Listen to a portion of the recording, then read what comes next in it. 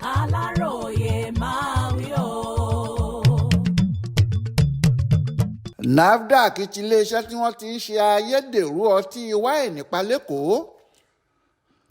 Àwa òṣìṣẹ́ àjọ tó ń rí sí ọ̀rọ̀ oúnjẹ jíjẹ àti ohun mímu lórílẹ̀‐èdè yìí National Agency for Food and Drug Administration Control Nafdac ẹ̀ka tìpínlẹ̀ Èkó títí àwọn afurasí ọ̀daràn mẹ́ta kan tí wọ́n ti yingiri nínú ṣíṣe ayédèrú ọtí wáìnì nílùú Èkó.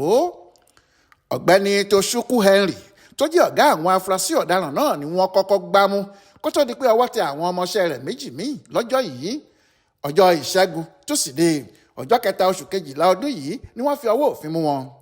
Aláròyé gbọ́ pé inú ọjà Òkè Àárín ní àárín gbùngbùn Èkó ìyẹn Lagos Island ni àwọn afurasí ọ̀daràn náà tẹ̀dó sí tí wọ́n ti ń ṣiṣẹ́ láabi wọn.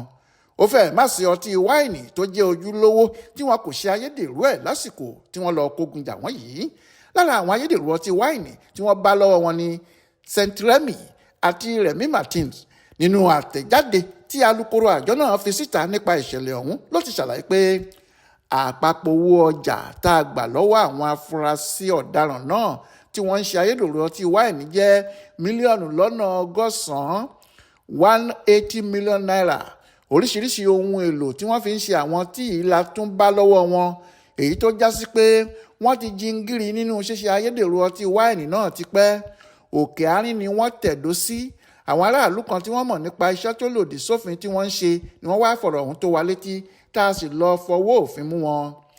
Àjọ yìí wá rọ àwọn aráàlú pé kí wọ́n máa ṣọ́ra lásìkò yìí kí wọ́n tó ra ohunkóhun nítorí pé gbogbo ọ̀nà làwọn oníṣẹ́ ibi ń gbà láti wá owó nípa ṣíṣe ayédèrú ọtí wáìnì àtàwọn ohun míì tí ẹnu ń jẹ lásìkò ọdún yìí.